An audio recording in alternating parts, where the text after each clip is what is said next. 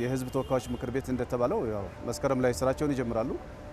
አጠቃላይ በአገሪቷ ውስጥ የተፈጠሩትን ችግሮች እንደ ህዝብ እነሱም ያውቁታል።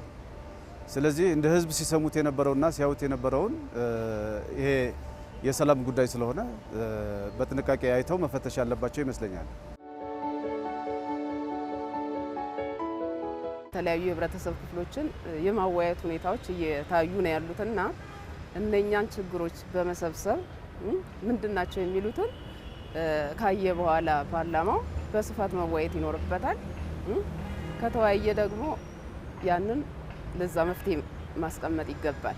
ያ መፍትሄ ደግሞ እዛ ላይ ተወስኖ መቅረት የለበትም።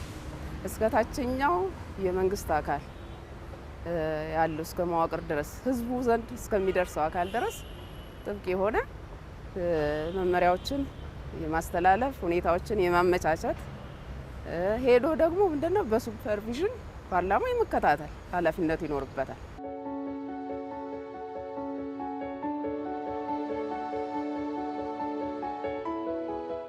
የህዝብ ጥያቄዎችን እየለዩ የሌላውንም አካል ደግሞ መልስ በሚያገኝበት በየደረጃው መልስ እያገኘ ግን አፋጣኝ ምላሽ ያሻቸዋል የሚል እምነት አለኝ።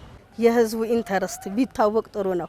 በዛ ላይ ደግሞ አገልግሎት መስጠት አካባቢ ላይ ምን አገልግሎት እያገኛችሁ ነው፣ ምን የጎደለባችሁ ነገር አለ ተብሎ በተወካዮች ሳይሆን ቀጥታ ከህዝቡ ጋራ ህዝቡ ከመረጠው ሰው ጋራ ቢወያይ መፍትሄ ያገኛል ብዬ ነው እኔ የምለው።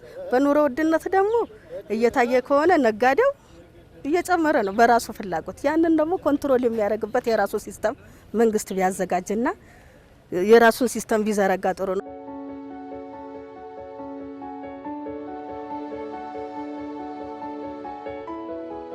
ህዝቡ የሚያነሳው ጥያቄ ምንድነው የሚለውን ነገር መንግስት ከዚህ ቀደም ከሚያደርገው ሂደትና